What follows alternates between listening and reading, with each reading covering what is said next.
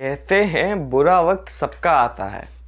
कहते हैं बुरा वक्त सबका आता है, पर कोई बिखर जाता है तो कोई निखर जाता है। तो देखिए, आज ओम्स लॉ की सारी बारीकियां जानने के बाद, रेजिस्टेंस का आधा पार्ट समझने के बाद आज रेजिस्टेंस को पूरा करेंगे, यानी फैक्टर्स अफेक्टिंग रेजिस्टेंस की बात करेंगे। फिर उसके बाद रेजिस्टिविटी क्या होती है, रेजिस्टिविटी का रेजिस्टेंस से क्या रिलेशन है, काफ़ी बच्चों को डाउट रहता है रेजिस्टेंस और रेजिस्टिविटी के बीच, उसको आज क्लियर करेंगे एंड लास्ट में कुछ क्वेश्चंस करेंगे।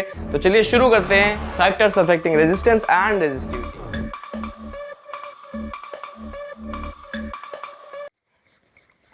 फैक्टर्स अफेक्टिंग रेजिस्टेंस आज पढ़ना है। सभी को पता है 4 फैक्टर्स होते हैं। फैक्टर्स मतलब क्या, देखिए अगर मैं इसका बेसिक समझूं तो मैंने एक यहाँ पे वायर लिया, एक वायर लिया, ठीक है, और यहाँ मैंने इतना बड़ा वायर लिया, इतना बड़ा वायर, ठीक है। मैं बोल रहा हूँ इसकी जो रेजिस्टेंस है वो कम है और इसकी रेजिस्टेंस ज़्यादा है। जब आपने पिछले लेक्चर में पढ़ा था रेजिस्टेंस के बारे में तो मैंने बताया था, एक वायर लिया था मैंने, उसमें मैंने बताया था इसमें रेजिस्टेंस होती है। तो काफ़ी बच्चों के दिमाग में एक क्वेश्चन आया होगा कि या यही वायर रेजिस्टेंस दिखाएगा, या ये वायर रेजिस्टेंस क्यों दिखाता है, या ये रेजिस्टेंस कम दिखाएगा ज़्यादा दिखाएगा, कौन सा वायर ज़्यादा दिखाएगा कौन सा कम दिखाएगा। इसलिए 4 फैक्टर्स बने आपको ये समझाने के लिए कि कौन सा वायर यानी कौन सा कंडक्टर यानी कौन सा मेटल यानी कौन सा रेजिस्टर ज़्यादा रेजिस्टेंस दिखाता है, कौन कम दिखाता है, कौन नहीं दिखाता है और कौन दिखाता है।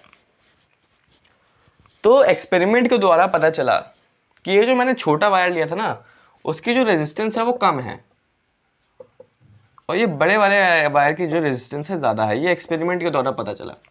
हम यहाँ पहला फैक्टर पढ़ रहे हैं जिसको कहते हैं लेंथ। क्या कहते हैं, लेंथ, ठीक है। ये पहला फैक्टर आप सभी जानते हैं, लेंथ हम पढ़ रहे हैं। एक्सपेरिमेंट करा, एक छोटे वायर में रेजिस्टेंस कम निकली, जब बड़ा वायर लिया उससे तो रेजिस्टेंस ज़्यादा निकली। सेम मटेरियल का है, मतलब ये भी Cu का वायर है, कॉपर का वायर है, और ये भी कॉपर का वायर है, ठीक है। तो इसकी रेजिस्टेंस कम निकली, इसकी रेजिस्टेंस ज़्यादा। कैसे निकली इसको हमें नहीं जानना है, ये सब एक्सपेरिमेंट के द्वारा पता चला है। हमें खाली कंक्लूजन लिखने हैं, अपने दिमाग में एक बात बैठानी है, फिर आगे बढ़ जाना है। तो यहाँ से मुझे एक बात दिखाई दे रही है कि जो रेजिस्टेंस है वो डायरेक्टली प्रोपोर्शनल है लेंथ से, वो डायरेक्टली प्रोपोर्शनल है लेंथ से। इसका मतलब जैसे जैसे लेंथ बढ़ेगी वैसे वैसे रेजिस्टेंस बढ़ेगा, जैसे जैसे लेंथ घटेगी वैसे वैसे रेजिस्टेंस भी घटता रह जाएगा। तो ये है आपका पहला एक्सपेरिमेंट, पहला फैक्टर, जिसको आपको ये कंक्लूजन बस याद रखना है कि length is directly proportional to resistance of a conductor. बस ये कंक्लूजन यही याद रखना है। दूसरे फैक्टर पे पढ़ते हैं, उस पर भी एक अच्छे से कंक्लूजन निकलेगा, उसे याद रखना है, आगे बढ़ जाना है। कुछ ज़्यादा दिमाग यहाँ लगाना नहीं है कि छोटे वायर में क्यों रेजिस्टेंस कम है, बड़े वायर में क्यों ज़्यादा है। ये सब एक्सपेरिमेंट से पता चला है, कोई रॉकेट साइंस आपको नहीं लगानी है इसमें। तो देखिए, पहला फैक्टर हो चुका है कंप्लीट। अब बढ़ते हैं दूसरे फैक्टर पे। दूसरा फैक्टर है area of cross section. Area of cross section काफ़ी हेक्टिक सा वर्ड है, तो आपको बस इतना याद रख लीजिए आप कि जो दूसरा फैक्टर है वो है थिकनेस ऑफ अ कंडक्टर। पहला फैक्टर लेंथ, दूसरा फैक्टर एरिया यानी थिकनेस। जैसे अगर मैं यहाँ दूसरा फैक्टर लिखूं एरिया यानी थिकनेस, जैसे मैंने यहाँ एक बहुत थिन सा वायर लिया, ठीक है, और मैंने सेम लेंथ का, जैसे मान लो ये लेंथ L थी, सेम लेंथ का मैंने थोड़ा मोटा वायर लिया यानी थिक वायर लिया, ठीक है। ये सेम लेंथ है L यहाँ पे, ठीक है, सेम लेंथ है, ये देखो सेम लेंथ, ये A1 थिकनेस और ये A2 थिकनेस। एरिया यानी एरिया ऑफ क्रॉस सेक्शन को हम थिकनेस भी कह सकते हैं। मतलब थिकनेस का मतलब एक थोड़ा चौड़ा वायर, एक मोटा वायर, एक पतला वायर, सुना होगा नाम। ये भी कॉपर का वायर है, ये भी कॉपर का वायर है, लेकिन ये थोड़ा सा पतला है एंड ये उसके कंपैरिजन में थोड़ा सा मोटा है। तो एक्सपेरिमेंट में क्या पता चला ये देखते हैं। एक्सपेरिमेंट में हमें पता चला कि, देखिए एक्सपेरिमेंट में क्या पता चला है वो लिखने जा रहे हैं। एक्सपेरिमेंट में पता चला कि जो ये वाला वायर था ना, जो ये वाला वायर था, यानी जो थिन वायर था, उसकी जो रेजिस्टेंस थी ज़्यादा थी, उसकी जो रेजिस्टेंस थी वो ज़्यादा थी। फिर जब मैंने इससे कंपेयर करा, इस मोटे वायर को लिया, तो उसकी रेजिस्टेंस इसके कंपैरिजन में मुझे कम मिली, इसके कंपैरिजन में मुझे कम मिली। यानी यहां से कंक्लूजन कैसा मिलेगा, जितना मोटा वायर उतनी कम रेजिस्टेंस। मतलब जो रेजिस्टेंस है ना वो इन्वर्सली प्रोपोर्शनल है एरिया ऑफ क्रॉस सेक्शन से। मतलब जितना ज़्यादा आप एरिया यानी जितना ज़्यादा थिकनेस बढ़ाते जाएंगे, जितना मोटा वायर लेते जाएंगे उतनी रेजिस्टेंस कम होगी, और जितना पतला वायर लेते जाएंगे उतनी रेजिस्टेंस बढ़ती जाएगी। तो ये दो कंक्लूजन थे लेंथ और एरिया पे के बेसिस पे। ठीक है, resistance is inversely proportional to area of cross section. दो कंक्लूजन्स मिल चुके, दो फैक्टर्स और पढ़ने हैं। थर्ड फैक्टर है nature of material, fourth factor है आपका टेम्परेचर। उससे बढ़ने से पहले आपको ये दोनों फैक्टर पता होने चाहिए, कंक्लूजन पता होना चाहिए। अगर कंक्लूजन भी पता तब भी ये क्लियर है, बस ये पता होना चाहिए और ये पता होना चाहिए। ठीक है, मतलब तो आप निकाल ही लेंगे। इन्वर्सली प्रोपोर्शनल का मतलब भी आपको पता है, डायरेक्टली प्रोपोर्शनल का भी मतलब आपको पता है। लेकिन यहाँ आपके दिमाग में एक और बात आई होगी कि इस एरिया को रिप्रेजेंट कैसे करें। भाई एरिया तो मीटर स्क्वायर में भी रिप्रेजेंट होता है, सेंटीमीटर स्क्वायर में भी रिप्रेजेंट होता है, मिलीमीटर स्क्वायर में भी रिप्रेजेंट होता है। लेकिन यहाँ जब हम केस की बात करेंगे तो यहाँ हम डायमीटर्स में रिप्रेजेंट करेंगे, इसमें डायमीटर्स में। और हम एक कंक्लूजन यहाँ से निकालेंगे। इस कंक्लूजन को याद करने के बाद आपको एक यहाँ पे बहुत इंपॉर्टेंट कंक्लूजन याद करना है कि जो रेजिस्टेंस है ना वो इन्वर्सली प्रोपोर्शनल है डायमीटर के स्क्वायर से। मतलब एरिया को हमने डायमीटर स्क्वायर से रिप्रेजेंट करा, इस एरिया को हमने डायमीटर स्क्वायर से यहाँ रिप्रेजेंट करा। भाई मीटर भी ले सकते थे, सेंटीमीटर भी ले सकते थे, डायामीटर लिया है और क्योंकि एरिया है तो उसका स्क्वायर हो गया। सिंपल सी बात है, बस एरिया की जगह डायमीटर स्क्वायर से रिप्रेजेंट कर दिया। इसका क्या मतलब है, अगर किसी वायर की मैंने जो डायमीटर है उसे डबल कर दिया डायमीटर, ये डायमीटर डबल कर दिया, तो साथ साथ साफ इस रिलेशन से पता चल रहा है कि रेजिस्टेंस 1/4 हो जाएगी कि नहीं हो जाएगी। इन्वर्सली प्रोपोर्शनल है क्योंकि उसके स्क्वायर से। ऐसे इसको मान लिए 3 टाइम्स कर लिया, उसका स्क्वायर 3 टाइम्स का स्क्वायर क्या है 9। ठीक है, और इन्वर्सली प्रोपोर्शनल इसका मतलब रेजिस्टेंस क्या हो गई 1/9, खत्म बात। तो ये रिलेशन से आप काफ़ी सारे कंक्लूजन निकाल सकते हैं, खाली आपको रिलेशन यानी कंक्लूजन याद रखना है। पहला कंक्लूजन ये, दूसरा कंक्लूजन ये, और इस कंक्लूजन को क्वेश्चन में कैसे रिप्रेजेंट करेंगे, ऐसे डायमीटर के टर्म्स में। तो ये 3 चीज़ें आपको याद होनी चाहिए। अब बढ़ते हैं थर्ड एंड फोर्थ फैक्टर पे। देखिए थर्ड फैक्टर क्या है और फोर्थ फैक्टर क्या है, इसमें कुछ न्यूमेरिकल वाला पार्ट नहीं है, ये खाली एक थ्योरी का पार्ट है जो आपको समझना है। बस समझ के आगे बढ़ जाना है। मेरे ख्याल से इन थर्ड फोर्थ फैक्टर का काम बहुत कम यूज़ होगा रेजिस्टेंस की जहाँ तक बात आती है, लेकिन पता होना सब चाहिए। तो थ्योरी पढ़ते हैं फिर आगे बढ़ जाएंगे। देखिए थर्ड फैक्टर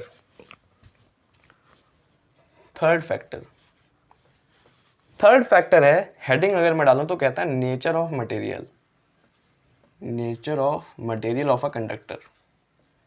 मतलब क्या है इसका मतलब क्या है, इसका मतलब है कि जो रेजिस्टेंस होती है वो कंडक्टर के नेचर पे भी डिपेंड करती है। मतलब कॉपर कुछ और रेजिस्टेंस दिखाएगा, अगर मैं उसका नेचर चेंज कर दूं, यानी कॉपर से मैं सिल्वर पे आ जाऊं तो सिल्वर भी कुछ, ये तो साफ कॉमन सेंस वाली बात है कि कॉपर की रेजिस्टेंस कुछ और होगी, अगर उसका नेचर चेंज कर दिया, उससे सिल्वर में कन्वर्ट कर दिया तो सिल्वर की रेजिस्टेंस कुछ और होगी।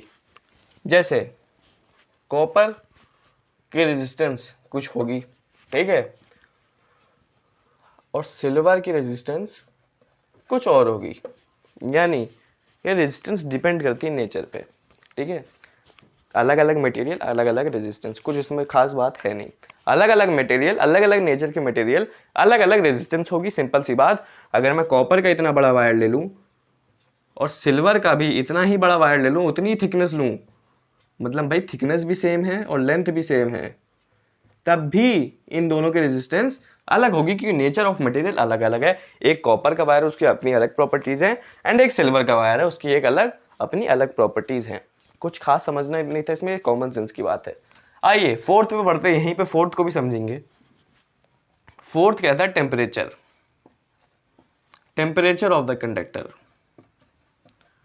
अब एक बात यहाँ समझने वाली है, टेम्परेचर वैसे इंपॉर्टेंट है, थ्योरी है लेकिन इंपॉर्टेंट है। टेम्परेचर क्या कहता है मुझसे कि जितने भी प्योर मेटल्स हैं, जितने भी प्योर मेटल्स हैं, जितने भी प्योर मेटल्स हैं, वो सब, उन सब की रेजिस्टेंस बढ़ती है अगर टेम्परेचर बढ़ेगा, और रेजिस्टेंस घटती है अगर टेम्परेचर घटेगा। मतलब resistance of pure metals are directly proportional to change in temperature. जैसे जैसे टेम्परेचर बढ़ेगा प्योर मेटल्स की रेजिस्टेंस वैसे वैसे बढ़ेगी, जैसे जैसे टेम्परेचर घटेगा प्योर मेटल्स की रेजिस्टेंस वैसे वैसे घटेगी। ठीक है, कुछ लेना देना नहीं था। लेकिन एक बात यहाँ समझनी है कि जो इन प्योर मेटल्स के अलॉयज़ होते हैं ना, अलॉयज़, अलॉयज़ तो आप सब जानते हो भाई, एक नॉन मेटल, देखिए दो नॉन मेटल, दो मेटल या एक नॉन मेटल और एक मेटल को मिला के जो सब्सटेंस बनते हैं उन्हें कहते हैं अलॉयज़। तो इन सब मेटल्स के, इन सब मेटल्स के, इन सारे प्योर मेटल्स के जितने भी अलॉयज़ होते हैं वो अनअफेक्टेड होते हैं टेम्परेचर से। मतलब इन पे कोई टेम्परेचर का फ़र्क नहीं पड़ता। जितने भी अलॉयज़ होते हैं, ठीक है, जितने भी प्योर मेटल्स के अलॉयज़ होते हैं उनकी अगर सर्किट में कितना भी टेम्परेचर चेंज कर दो, इनकी रेजिस्टेंस पे कुछ फ़र्क नहीं पड़ेगा। अगर इनका रेजिस्टेंस R है टेम्परेचर T1 में, तो T2 में जो इनकी रेजिस्टेंस R ही रहेगी, कुछ फ़र्क नहीं पड़ेगा। बात समझ में आ रही है? चारों फैक्टर ख़त्म हो गए यहाँ पे, चारों फैक्टर यहाँ पे ख़त्म हो गए हैं। लेंथ की बात कर ली, एरिया की बात कर ली, यानी थिकनेस की बात कर ली, उसको डायमीटर में भी रिप्रेजेंट कर दिया, नेचर की बात भी कर ली और टेम्परेचर की बात भी कर ली। फैक्टर्स हो गए ख़त्म। अब इन फैक्टर्स के जो हमने दो फैक्टर्स पढ़े कि resistivity is directly proportional to length and resistance is directly proportional to length and resistance is inversely proportional to area of cross section. इन दोनों कंक्लूजन से मैं एक बहुत बड़ा कंक्लूजन निकालने वाला हूँ, तो आइए उसे निकालते हैं। आप सबने भी होप निकाल लिया होगा। ये हम पढ़ने जा रहे हैं डेरिवेशन ऑफ रेजिस्टिविटी की, रेजिस्टिविटी कैसे डिराइव होती है। तो देखिए, अगर मैं रेजिस्टिविटी को डिराइव करूँ, रेजिस्टिविटी अब खुलने जा रही है, फैक्टर्स अफेक्टिंग रेजिस्टेंस खत्म, रेजिस्टिविटी की अब बारी है, रेजिस्टिविटी का टॉपिक खुलेगा। रेजिस्टिविटी पढ़ने के बाद अगर रेजिस्टिविटी अच्छे से समझ में आ गई, रेजिस्टिविटी और रेजिस्टेंस में क्या रिलेशन है अगर वो समझ में आ गया, मतलब सब समझ में आ गया। मतलब बात करनी है अब रेजिस्टिविटी की, हेडिंग डालेंगे रेजिस्टिविटी, उसका फॉर्मूला पहले डिराइव करेंगे, फॉर्मूला डिराइव करने के बाद समझेंगे कि रेजिस्टिविटी क्या होती है, फिर समझेंगे कि रेजिस्टिविटी और रेजिस्टेंस में रिलेशन क्या है। क्योंकि मेरे ख्याल से तो ये दोनों सेम होते हैं, लेकिन काफ़ी बच्चों को कन्फ्यूजन होती है कि सेम कैसे होते हैं, क्यों होते हैं, और कुछ बच्चों को तो पता भी नहीं होता कि ये दोनों सेम होते हैं। तो सारी बात होंगी, अच्छे से होंगी, बेसिक के साथ चलेंगे, कुछ भी रट्टा नहीं मारेंगे, सब समझेंगे कि ऐसा होता है तो क्यों होता है। आइए समझते हैं। रेजिस्टिविटी पहले हेडिंग डालते हैं, रेजिस्टिविटी। मैंने कहा था कि रेजिस्टेंस जो है वो डायरेक्टली प्रोपोर्शनल है L से, इसको बनाते हैं इक्वेशन नंबर 1। ये डेरिवेशन आती भी है पेपर में, तो अच्छे से पढ़िए। देखिए, फिर रेजिस्टेंस मैंने कहा था इन्वर्सली प्रोपोर्शनल है एरिया ऑफ क्रॉस सेक्शन से, इसको बनाया मैंने इक्वेशन नंबर 2। ठीक है, अब फ्रॉम इक्वेशन नंबर 1 एंड 2 मुझे क्या मिल रहा है? देखिए, मुझे मिल रहा है जो रेजिस्टेंस है वो डायरेक्टली प्रोपोर्शनल है length by area of cross section से। मिल रहा है कि नहीं मिल रहा है? इन दोनों को अगर मैं जोड़ दूं तो देखिए क्या बनेगा, रेजिस्टेंस जो है डायरेक्टली प्रोपोर्शनल है L/A से। ठीक है, अब हमने पढ़ रखा है, ओम्स लॉ भी पढ़ रखा था कि कांस्टेंट ऑफ प्रोपोर्शनैलिटी लगाना पड़ता है अगर प्रोपोर्शन के साइन को हटाना होता है। अगर इस साइन को हटाना है, इसको इक्वल्स टू में बदलना है, तो एक कांस्टेंट ऑफ प्रोपोर्शनैलिटी बनाना पड़ता है। जैसे V is directly proportional to current में हमने लगाया था, R था वहाँ पे कांस्टेंट ऑफ प्रोपोर्शनैलिटी जिसको हमने रेजिस्टेंस कहा था। वैसे ही अगर मैं इसको हटाऊंगा, इक्वल्स टू का साइन लगाऊंगा, तो मैं ये कांस्टेंट लगाऊंगा जिसको कहते हैं रो, इसको कहते हैं RHO, पढ़ा जाता है रो इंटू L/A। सबसे पहली बात तो ये कि आपको रेजिस्टेंस का दूसरा नया ब्रांड न्यू फार्मूला मिल गया। एंड अब जब जितनी भी बात करेंगे हम रेजिस्टेंस की, इसी फार्मूला को अप्लाई करेंगे। तो आज के लेक्चर से जो पहला फार्मूला मिला है वो है ये, यानी resistance is equal to rho into L/A। अब इसमें रो क्या है उसकी बात करनी है, लेकिन पहले आप ये फॉर्मूला को याद कर लीजिए। अब जितनी भी रेजिस्टेंस की बात होगी इसी फॉर्मूला को अप्लाई करके होगी। रो क्या है, कांस्टेंट ऑफ प्रोपोर्शनैलिटी है, सब जानते हैं भाई। साइन को हटाने के लिए जो कांस्टेंट लगाया यानी कांस्टेंट ऑफ प्रोपोर्शनैलिटी है वो, ठीक है। अब इसको कहा जाता है रेजिस्टिविटी, जी हाँ, इसी को कहा जाता है रेजिस्टिविटी, इसी को कहा जाता है रेजिस्टिविटी। यानी ये रो क्या है, ये पी जैसा साइन क्या है, पी जैसे साइन से इसे डिनोट करते हैं, इसको कहा जाता है, ऐसे डिनोट करते हैं इसे, रो को ऐसे लिखते हैं, थोड़ा पी को टेढ़ा कर दीजिए, बन जाता है रो यानी रेजिस्टिविटी। अब जानते हैं रेजिस्टिविटी है क्या। रेजिस्टिविटी कुछ जानना नहीं, देखिए रेजिस्टिविटी कैरेक्टरिस्टिक प्रॉपर्टी है मेटल की, मेटल या किसी भी कंडक्टर की। मतलब रेजिस्टिविटी किसी भी कंडक्टर में कितनी रेजिस्टेंस है वो रेजिस्टिविटी है, मतलब कैरेक्टरिस्टिक प्रॉपर्टी है। ये रेजिस्टिविटी बता देती है कि ये जो कंडक्टर है उसकी कैसी कैरेक्टरिस्टिक होगी, मतलब ये हाई रेजिस्टेंस वाला होगा, लो रेजिस्टेंस वाला होगा, इसमें ये प्रॉपर्टी होंगी, अगर इसकी रेजिस्टेंस ज़्यादा है तो ये शो करेगा। तो ये रेजिस्टिविटी का काम ये है, कैरेक्टरिस्टिक प्रॉपर्टी है। और एक और इम्पॉर्टेंट बात कि जो रेजिस्टिविटी है वो देखिए एरिया ऑफ क्रॉस सेक्शन और लेंथ पे डिपेंड नहीं करती, लेकिन नेचर और टेम्परेचर पे डिपेंड करती है। ये बहुत इंपॉर्टेंट बात है, ये आप लोगों को पता होना चाहिए कि जो रेजिस्टिविटी होती है ना किसी भी कंडक्टर की, उस कंडक्टर को चाहे जितना भी बड़ा कर दो, चाहे जितना भी मोटा कर दो, उसकी रेजिस्टिविटी चेंज नहीं होगी, रेजिस्टेंस चेंज होगी लेकिन रेजिस्टिविटी चेंज नहीं होगी। और अगर नेचर बदलोगे, टेम्परेचर बदलोगे, तब तो रेजिस्टिविटी बदलेगी। लेकिन देखिए रेजिस्टिविटी में ना 10th क्लास के सिलेबस में ज़्यादा नहीं है, रेजिस्टिविटी बहुत कम है। लेकिन यहाँ 10th क्लास में जो मेन चीज़ यूज़ होगी ना वो ये यूज़ होगी कि ऐसे किस केस में रेजिस्टिविटी रेजिस्टेंस से इक्वल होती है। और 10th क्लास में जितनी भी वैल्यूज़ दे रखी हैं रेजिस्टिविटी की, वो सारी वैल्यूज़ रेजिस्टेंस के इक्वल हैं। क्यों इक्वल होती हैं, क्या रिलेशन उनके बीच में, वो हम पढ़ने वाले हैं। लेकिन इतनी बात समझिए कि देखिए रेजिस्टिविटी 10th क्लास में ज़्यादा नहीं है, सारी बातें हमें रेजिस्टिविटी और रेजिस्टेंस इक्वल्स टू के टर्म में करनी है। मतलब ज़्यादा रेजिस्टिविटी क्या होती है ये ज़्यादा हम अपनी हायर क्लासेस में जानेंगे, अभी हमें इसको जानने की ज़रूरत नहीं है, अभी हमें इसको जानने की ज़रूरत है क्योंकि यही हम 10th क्लास में यूज़ करेंगे। बस इतना समझ लिए कि रेजिस्टेंस एक कैरेक्टरिस्टिक प्रॉपर्टी है किसी भी कंडक्टर की, और ये एरिया और लेंथ पे डिपेंड नहीं करती, नेचर और टेम्परेचर पे डिपेंड करती है। बस यही रेजिस्टिविटी की बात खत्म कर लें। फॉर्मूला अभी मैं निकाल लूँगा रेजिस्टिविटी का, पहले समझते हैं रेजिस्टिविटी और रेजिस्टेंस के बीच में क्या रिलेशन है। तेज़ तो नहीं हो रहा, अगर तेज़ हो रहा होगा तो कोई बात नहीं, वीडियो को अगर ना समझ में आ रहा तो दोबारा भी देख सकते हैं, लेकिन समझना बहुत ज़रूरी है, इसी की बात आप आगे बढ़ पाएंगे चैप्टर में। Relation between resistivity and resistance, बस अगर ये समझ में आ गया तो चैप्टर कंप्लीट हो गया, समझ लीजिए। मतलब क्योंकि चैप्टर में यही, इसके बाद यही सब ज़्यादा है। रेजिस्टेंस की आपको वैल्यू मिलेगी, अब आपको रेजिस्टेंस की वैल्यू नहीं मिलेगी, मतलब आपको अब आगे ये नहीं मिलेगा कॉपर की रेजिस्टेंस इतनी है, अब आपको आगे क्या मिलेगा, कॉपर की रेजिस्टिविटी इतनी है, एल्यूमिनियम की रेजिस्टिविटी इतनी है, फलाना की रेजिस्टिविटी इतनी है, ये नहीं मिलेगा धमाका की रेजिस्टेंस इतनी है, ये नहीं मिलेगा, ठीक है। तो समझना बहुत जरूरी है इन दोनों के बीच में रिलेशन क्या है। मतलब मैं हेडिंग डालूंगा रिलेशन बिटवीन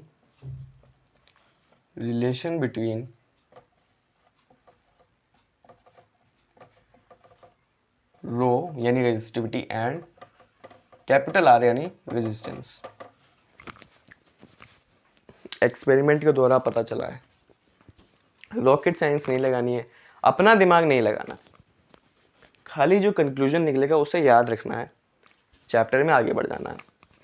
देखिए कंक्लूजन क्या मिलेगा, एक्सपेरिमेंटली पता चला कि जब मैं 1 metre length and 1 metre square area का एक वायर लूँ, कैसा वायर लिया मैंने, 1 मीटर हो लेंथ में, 1 मीटर स्क्वायर हो एरिया में, ऐसा कोई वायर लिया मैंने, कोई भी कंडक्टर लिया, तो मैंने देखा कि मैथमेटिकली, कैसे, मैथमेटिकली जो मुझे रेजिस्टेंस मिली वो मुझे रेजिस्टिविटी के इक्वल मिली। ये है रिलेशन। जब भी देखिए रेजिस्टिविटी एंड रेजिस्टेंस बिल्कुल अलग अलग टर्म्स हैं, अलग अलग चीज़ें हैं ये, लेकिन जब एक वायर, एक ऐसे कंडक्टर की बात हो रही हो जो 1 मीटर लेंथ में हो, 1 metre area of cross section में हो, उस केस में मैथमेटिकली जो रेजिस्टेंस होगा वो रेजिस्टिविटी पे इक्वल होगा। एंड यही रेजिस्टिविटी की सारी बातें खत्म होती है, क्योंकि हम आगे यही रिलेशन यूज़ करने वाले हैं। यानी जितनी भी वैल्यूज़ हम आगे पढ़ेंगे रेजिस्टिविटी की, वो सारी वैल्यूज रेजिस्टेंस ही होगी, क्योंकि जितनी भी हम आगे पढ़ेंगे, जैसे आपको कॉपर की मान लीजिए रेजिस्टिविटी कुछ दी है, इसका मतलब आपको समझ जाना है कि कॉपर का हमने 1 metre length 1 metre area square का एक वायर लिया था कॉपर का, तो उसकी रेजिस्टिविटी इतनी निकली थी, यानी उसकी रेजिस्टेंस भी उतनी होगी। यानी अब जितने भी आगे वाले टर्म्स होंगे, जैसे और क्लियर समझना है तो लिस्ट देख लीजिए, ये रही लिस्ट, इसमें मेटल्स की रेजिस्टिविटी दी है, उसके बाद अलॉयस की दी है, उसके बाद सेमीकंडक्टर्स की दी है, उसके बाद इंसुलेटर की दी है। लेकिन मुझे पता है कि ये सारे केसेस कब लिए हैं, जब ये सारे केसेस, यानी मान लीजिए सिल्वर का केस मुझे लेना होगा, तो सिल्वर पहले जब मैंने उसको एक्सपेरिमेंट करा, तो सिल्वर का मैंने 1 मीटर लेंथ और 1 मीटर एरिया स्क्वायर का वायर लिया, तब मुझे उसकी रेजिस्टिविटी उतनी मिली, यानी उसकी रेजिस्टेंस भी उतनी ही है। बात समझ में आ रही है? कोई कन्फ्यूजन आज के बाद नहीं होना चाहिए। रेजिस्टेंस एंड रेजिस्टिविटी इक्वल है, बस बात खत्म। ये दोनों इक्वल हैं। क्यों इक्वल हैं? क्योंकि हम जितने भी केसेस आगे पढ़ने वाले हैं, मतलब जितने भी हम वायर की वो बुक में दे रखी होती है ना, जितनी भी रेजिस्टिविटी दे रखी है, वो तब निकाली है जब 1 मीटर लेंथ और 1 मीटर एरिया स्क्वायर का वो वायर लिया था। यानी उस केस में तो हमें पता है कि ये दोनों इक्वल हैं, यानी आज के बाद ये डाउट ही खत्म, ये बात ही खत्म। बस सिंपल सी बात कि रेजिस्टेंस रेजिस्टिविटी इक्वल। बस अगर किसी भी सब्सटेंस की रेजिस्टिविटी दी है, समझ जाइए कि वही उसकी रेजिस्टेंस भी है। खत्म बात, आप कुछ समझने की ज़रूरत ही नहीं है। ये रिलेशन से हमें सारे डाउट्स क्लियर हो गए। जैसे आपने लिस्ट पढ़ी होगी तो उसमें सिल्वर की कोई रेजिस्टिविटी दी होगी, यानी वो क्या है, सिल्वर की रेजिस्टेंस है। फिर नीचे इंसुलेटर की दी होगी, वो क्या है, इंसुलेटर की रेजिस्टेंस है। हेडिंग रेजिस्टिविटी लिख रखी है, लेकिन हमें पता है कि वो तो कब निकालेगी, जब हमने ये लिया, इतने लेंथ और इतने एरिया का सिल्वर वायर लिया, तब हमने रेजिस्टिविटी निकाली। और हमें पता है इस केस में रेजिस्टिविटी रेजिस्टेंस से इक्वल होती है। मैं बार बार ये बात रिपीट कर रहा हूँ क्योंकि आपको ये समझ में आनी चाहिए। लास्ट का कंक्लूजन बताना ये है कि अब से रेजिस्टेंस रेजिस्टिविटी के इक्वल होगी, अब से रेजिस्टेंस रेजिस्टिविटी के इक्वल होगी, बस खत्म बात। क्योंकि आपको पता है रेजिस्टेंस क्या है। रेजिस्टेंस मतलब अगर रेजिस्टेंस ज़्यादा तो करंट उसमें कम, आपको ये चीज़ पता है, आप मुझसे पहले से ये सब जान के आ रहे हैं। अभी रेजिस्टिविटी थोड़ा नया था तो आपको ये नहीं पता कि रेजिस्टिविटी का करंट से क्या रिलेशन है, इसलिए वो रेजिस्टिविटी को भूल जाइए। यहीं पे रेजिस्टिविटी को अब से रेजिस्टेंस ही मान लीजिए, मतलब जितनी रेजिस्टिविटी ज़्यादा उतना करंट कम, बस रेजिस्टेंस समझ लीजिए, रेजिस्टिविटी समझ लीजिए, रेजिस्टेंस हो गया आपसे, बस खत्म बात। यहाँ से रिलेशन पूरा होता है। अब हमें बात करनी है रेजिस्टिविटी का ऐसा यूनिट क्या है, रेजिस्टिविटी का फॉर्मूला क्या है। देखिए, आइए इसकी बात करते हैं। काफ़ी बात होगी रिलेशन पे, आई होप आपको समझ में आ गई होगी सारी बातें, अब से कन्फ्यूजन नहीं होनी चाहिए, अब से कन्फ्यूजन नहीं होनी चाहिए। देखिए, रेजिस्टेंस का फॉर्मूला है R=ρ×L/A। तो अगर मुझे यहाँ से रो चाहिए होगा, यानी रेजिस्टेंस का फॉर्मूला चाहिए होगा, तो देखिए क्या बनेगा, जो रेजिस्टिविटी का फॉर्मूला बनेगा वो बनेगा R×A/L। अगर क्वेश्चन में आपको रेजिस्टिविटी दी हो, रेजिस्टेंस दी हो, लेंथ दी हो, एरिया पूछा हो, या कोई भी तीन चीज़ दी हो, चौथी चीज़ पूछी हो, या इस फॉर्मूले में कोई भी तीन चीज़ पूछी हो, दी हो, चौथी चीज़ पूछी हो, तो आप ये दोनों फॉर्मूला लगा सकते हैं। सिंपली न्यूमेरिकल सिंपल आते हैं इस पर, खाली इनमें से कोई भी थ्री क्वांटिटीज़ दे देते हैं, फोर्थ वन पूछ लेते हैं, तो आप उसको आराम से निकाल सकते हैं। अब देखिए, ऐसा यूनिट मैं इसी फॉर्मूले से डिराइव कर लूँगा। देखिए, रेजिस्टिविटी के ऐसा यूनिट चाहिए ना। अब देखिए, रेजिस्टेंस की क्या होती है ऐसा यूनिट, ओम। एरिया की क्या होती है, मीटर स्क्वायर। और लेंथ की क्या होती है, मीटर। ये तो सभी को पता है। तो देखिए, इस मीटर से ये मीटर का स्क्वायर कट गया, तो जो रेजिस्टिविटी की यूनिट आई वो देखिए क्या आई, ओम मीटर। ये होती है रेजिस्टिविटी की यूनिट जो हमने डिराइव कर ली है, और इसे सिंबल्स के फॉर्म में हम लिखते हैं ऐसे। तो रेजिस्टिविटी की मेरे ख्याल से सारी बात आपको पता चल गई इस लेक्चर से, और आपका रेजिस्टेंस भी पूरा हो चुका है। Factors of effect in resistance पढ़ने से सब पूरा हो चुका है। अब खाली एक पार्ट बचा है कि इस रेजिस्टिविटी का एप्लीकेशन क्या है। एक बहुत छोटा सा पार्ट बचा है जिसमें हम अलॉयज़ और मेटल्स में क्या अंतर होता है, और अलॉयज़ कैसे ज़्यादा ताकतवर होते हैं मेटल से, उसको पढ़ना है एप्लीकेशंस ऑफ रेजिस्टिविटी के माध्यम से। तो देखिए, एक बात आपको यहाँ पे याद हो जानी चाहिए कि जितने भी अलॉयज़ होते हैं उनकी रेजिस्टेंस ज़्यादा होती है उनके पर्टिकुलर मेटल्स के द्वारा। बुक में ऐसे लिखा होता है कि अलॉयज़ की रेजिस्टिविटी ज़्यादा होती है मेटल्स के कंपैरिजन में, लेकिन हमें पता है कि रेजिस्टिविटी रेजिस्टेंस एक ही है, एक ही चीज़ है। यानी मैं ये भी कह सकता हूँ कि रेजिस्टेंस ज़्यादा होती है किसी भी मेटल की उससे। यानी एक बात यहाँ समझ में आई कि जो अलॉयज़ की रेजिस्टेंस है वो ज़्यादा है इन कंपैरिजन टू मेटल। इनके जितने भी, देखो मेटल से ही अलॉयज़ बनते हैं, तो जैसे कॉपर का कोई अलॉय होगा, कॉपर एक मेटल है, उसका कोई अलॉय होगा, तो जब मैं कॉपर को और कॉपर के अलॉय को कंपेयर करूं तो मुझे पता चलेगा जो अलॉय होगा ना उसकी रेजिस्टेंस ज़्यादा होगी कॉपर से। बस इतनी बात समझनी है, ठीक है। अब ज़्यादा होगी, इससे एप्लीकेशन क्या बनता है, जितने भी हीटिंग इलेक्ट्रिकल डिवाइसेस होते हैं, इलेक्ट्रिक आयरन, इलेक्ट्रिक गीज़र, जितने भी होते हैं, ठीक है, जितने भी इलेक्ट्रिकल हीटिंग डिवाइसेस होते हैं, मतलब जिसमें कोई हीटिंग एलिमेंट यूज होता है, मतलब जो डिवाइस इलेक्ट्रिकल एनर्जी को हीट एनर्जी में कन्वर्ट करता है। देखिए गीज़र, उसको इलेक्ट्रिकल एनर्जी देते हैं तो वो हीट एनर्जी में कन्वर्ट हो जाता है और पानी को गर्म कर देता है। इलेक्ट्रिक आयरन, उसको स्विच खोल के आप इलेक्ट्रिकल एनर्जी देते हैं तो वो हीट एनर्जी में उसे कन्वर्ट कर देता है, और जो उसका नीचे जो मेटल प्लेट लगी होती है वो गर्म हो जाती है हीट एनर्जी में कन्वर्ट होके। तो यानी जितने इलेक्ट्रिकल हीटिंग डिवाइसेस होते हैं उनमें अलॉयज यूज होते हैं रेदर देन मेटल्स। जैसे इलेक्ट्रिकल आयरन है, मैं चाहता तो जो सिल्वर सा होता है ना इलेक्ट्रिकल आयरन में, वहाँ कॉपर लगा सकता था, लेकिन मैं कॉपर नहीं लगाता, मैं कॉपर का एक अलॉय लगा देता हूँ, ठीक है। क्यों लगा देता हूँ वो भी समझते हैं। जैसे मैं, जो इलेक्ट्रिकल आयरन होता है उसमें नाइक्रोम अलॉय की प्लेट लगी होती है, जो सिल्वर सी प्लेट आपको कभी दिखे भी, आप अगर अपने घर पे हो तो चेक करिए, जो सिल्वर सी प्लेट होती है नाइक्रोम अलॉय की होती है।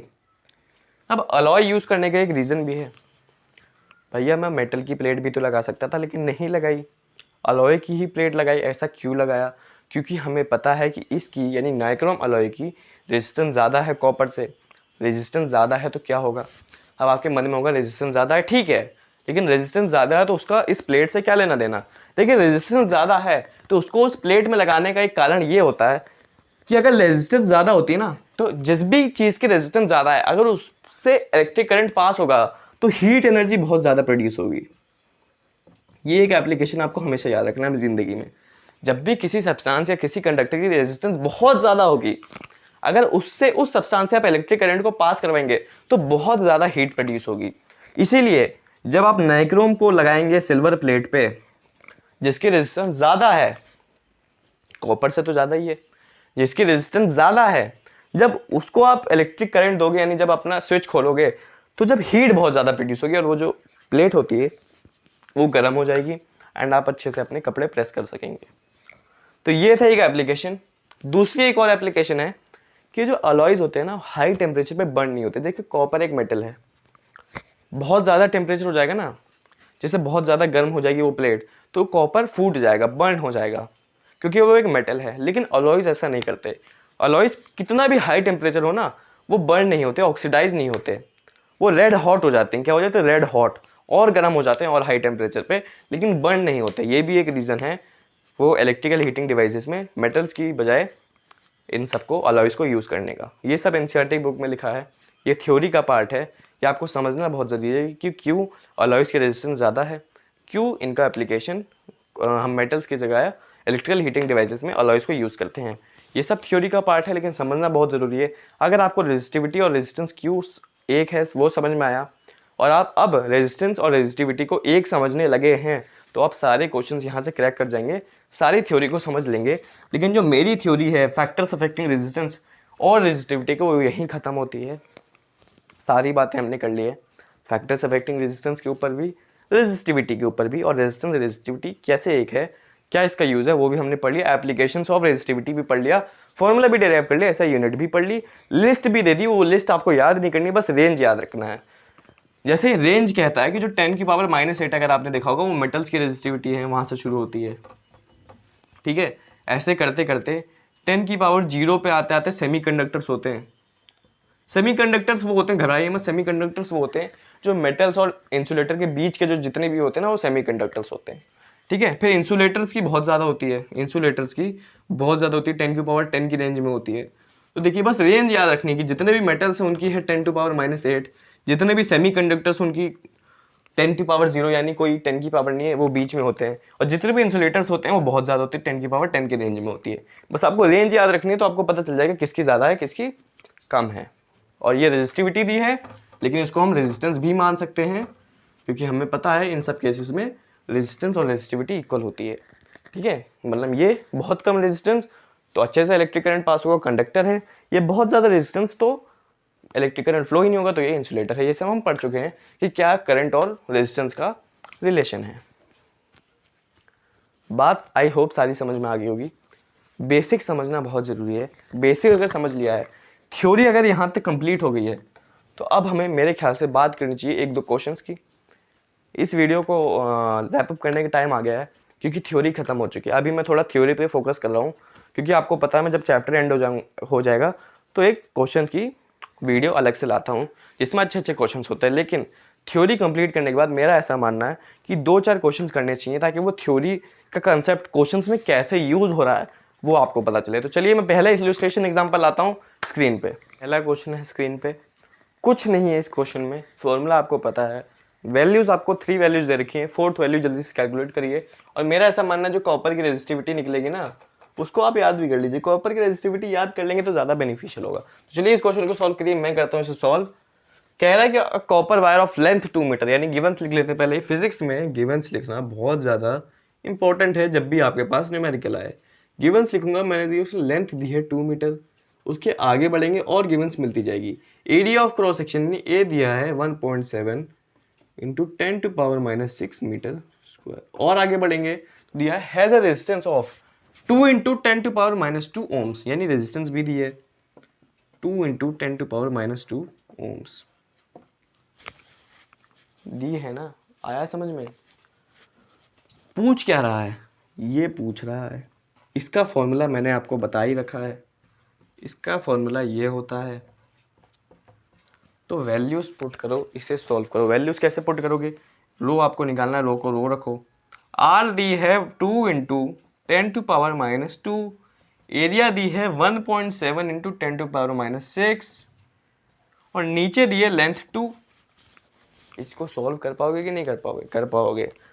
2 से कटेगा 2, 1.7 को 1.7 रहने दो, और देखो 10⁻⁻2 अगर मैं 10⁻⁻6 से मल्टीप्लाई करूँ तो आपको पता है जब इनटू होता है तो ये जो वैल्यूज़ होती है प्लस हो जाती हैं, तो ये -8 बन जाएगा। यानी जो मेरा फाइनल आंसर आएगा वो रेजिस्टिविटी ऑफ कॉपर आएगी मेरे पास 1.7 को 1.7 रहने दिया, और इन दोनों को जब मैं मल्टीप्लाई करूँगा तो जो पावर्स में प्लस हो जाएगी क्योंकि मल्टीप्लाई हो रहे हैं, बेस सेम है, तो ये बन जाएगा 10⁻⁻8 ओम मीटर है इसकी यूनिट।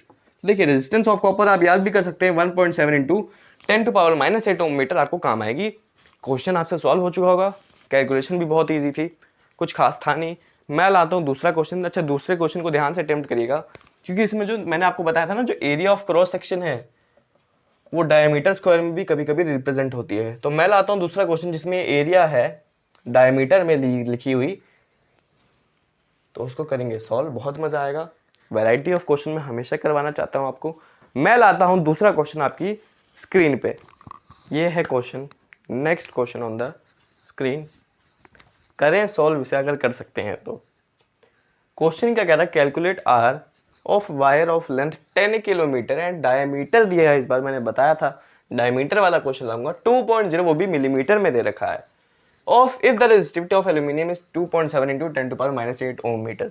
अब देखिए सिंपल सी बात आप यहाँ पे समझिए कि जो डायमीटर पहले mm में दे रखा है यानी मिलीमीटर में दे रखा है, पहले उसको मीटर में कन्वर्ट कीजिए, फिर उस डायमीटर को एरिया में कन्वर्ट कीजिए। एक बार अगर एरिया मिल जाएगा तब तो क्वेश्चन सॉल्व ही हो जाएगा। तो देखते हैं कितने लोग कर पाते हैं, कितने लोग नहीं कर पाते हैं। इसको तो आप कर लोगे, गिवंस लिखते हैं पहले, ठीक है। इसको तो आप कर लोगे, जो 10 किलोमीटर में है वो बन जाएगा 10⁴ मीटर लेंथ हो गई। ये तो सभी को पता है, देखिए है ना भाई। 1 किलोमीटर में 1000 मीटर, तो 10 किलोमीटर में कितने मीटर? 10⁻4 मीटर यानी 10,000 मीटर। ये तो हो ही जाएगा, 1 kilometre is equal to 1000 metre. तो 10 किलोमीटर कितना हो जाएगा? 10,000। 10,000 को मैंने कैसे लिख दिया? 10⁴।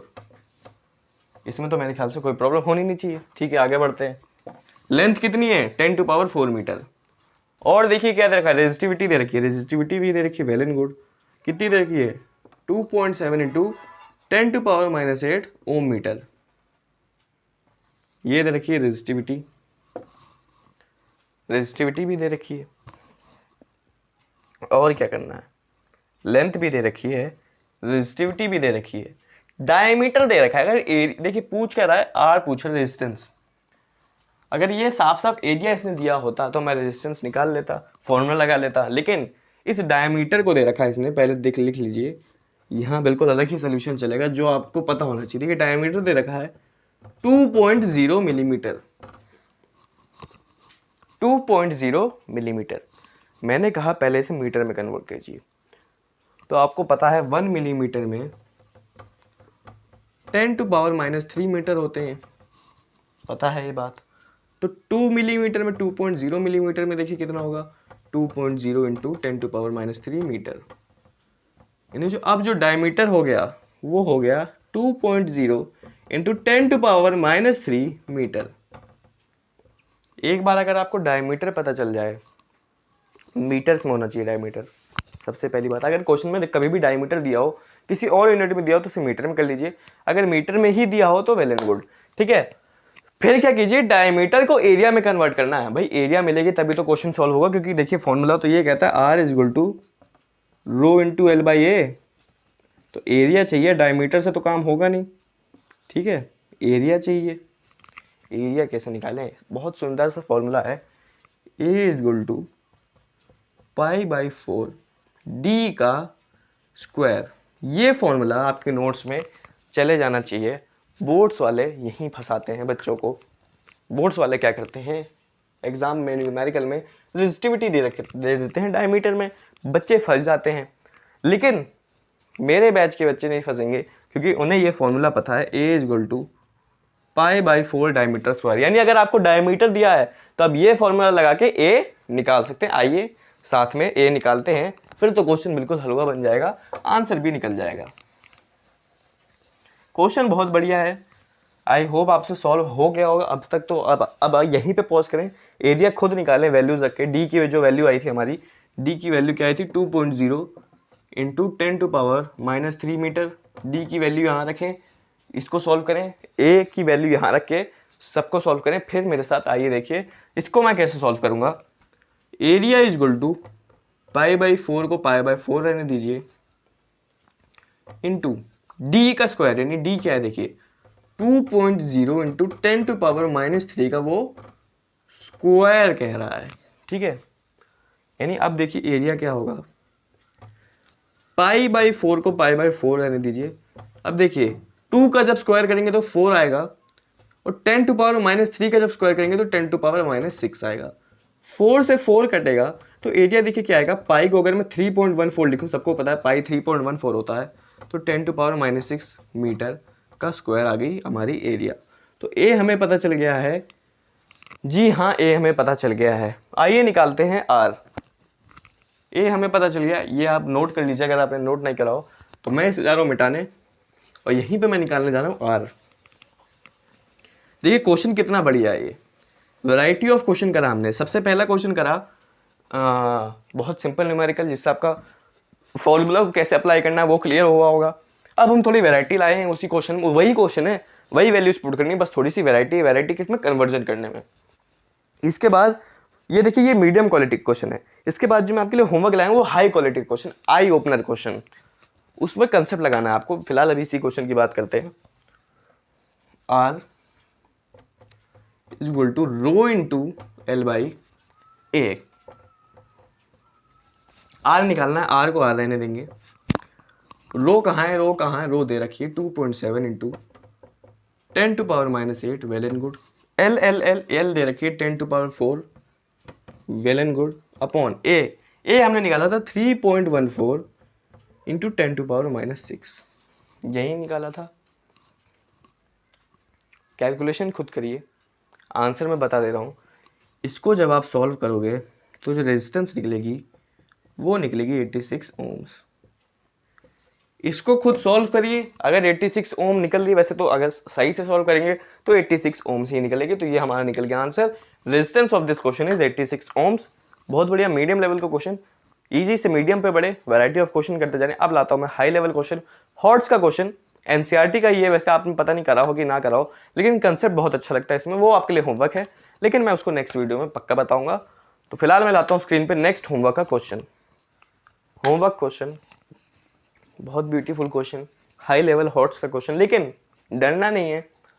कंसेप्ट आपको पता है, कैसे लेंथ पे डिपेंड करता है, कैसे एरिया पे डिपेंड करता है, ये कंसेप्ट आपको पता है। क्वेश्चन कह रहा है कि 6 ohm resistance wire is double up by folding, calculate the new resistance. तो मेरा ऐसा मानना, अगर मैं आपको हिंट दूं तो आप इसमें 2 केस बनाइए।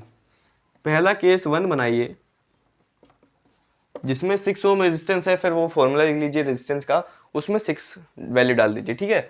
फिर आप केस 2 बनाइए, ठीक है। अब देखिए आपको केस 2 में क्या करना पड़ेगा। आपको केस 2 में कुछ नहीं दिया, बस ये लाइन दी है, डबल डब बाय फोल्डिंग। तो आपको बस थोड़ा कंसेप्ट लगाना, जब मैं किसी वायर को फोल्ड करूंगा, फोल्ड करके उसको डबल कर दूंगा, जैसे फोल्ड कर दूंगा बीच से, तो उसकी नई लेंथ क्या हो जाएगी, नया एरिया क्या हो जाएगा।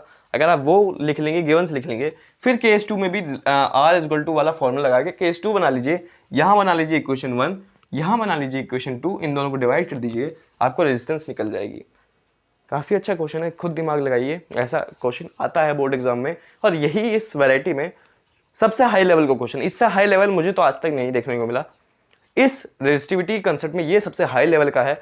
मीडियम लेवल का जो मैंने आपको करवा दिया इसके पिछले वाला क्वेश्चन, और इजी लेवल तो कुछ नहीं होता, बस आपको थोड़ा फॉर्मूला क्लियर करवाने के लिए मैंने आपको सबसे पहला वाला इलस्ट्रेशन एग्जाम करवाया। तो ये आपके लिए होमवर्क है, आई होप आप इसको क्रैक कर ले जाएंगे। अगर आपने ये पहले कर रखा होगा तो आप बिल्कुल क्रैक कर ले जाएंगे, लेकिन अगर नहीं भी कर रखा होगा, बस थोड़ा दिमाग पे जोर डालना, थोड़ा कंसेप्ट लगाना, 2 केस बनाना, दोनों बार रेजिस्टेंस निकालना, यहाँ रेजिस्टेंस का फॉर्मूला लगाना, R is equal to rho into L by A, ठीक है, यहाँ R रख देना, और यहाँ भी रेजिस्टेंस का एक फॉर्मूला बनाना।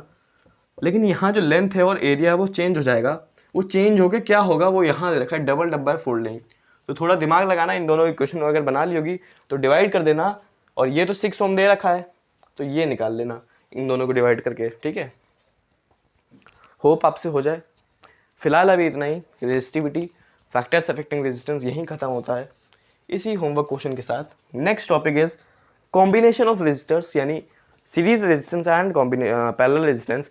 वो भी बहुत अच्छा टॉपिक है, और उस टॉपिक को मैं 2 पार्ट्स में डिवाइड करूंगा। जो पहला पार्ट होगा, यानी जो नेक्स्ट अभी लेक्चर आने वाला है, उसमें टोटल उसकी थ्योरी होगी, दोनों के फॉर्मूले डिराइव करेंगे, पूरी थ्योरी पढ़ेंगे। एंड जो उसका सेकंड पार्ट होगा उसमें भर के एकदम क्वेश्चन होंगे, क्योंकि बहुत अच्छे क्वेश्चन बनते हैं नेक्स्ट टॉपिक से। जितने क्वेश्चन आते हैं, majority of questions in board exam आते हैं नेक्स्ट वाले टॉपिक से। तो इसके बाद जो नेक्स्ट 2 लेक्चर होंगे, जिसमें पहले लेक्चर में थ्योरी पढ़ेंगे, दूसरे लेक्चर में क्वेश्चन, वो दोनों लेक्चर बिल्कुल आँख खोल के देखिएगा, फोकस होकर देखिएगा। लेकिन सभी को आपको सारी चीज़ें अपने दिमाग में रख के चलनी, नोट्स बनाते रहिए, बारी बारी उसको रिवाइज करते रहिए, हर 1-2 दिन में उसे रिवाइज करते रहिए। मेरे साथ बने रहें, AEA यानी अनुराग एजुकेशन अकेडमी के साथ बने रहें। Stay tuned with us, stay tuned with me. That's it for today, bye.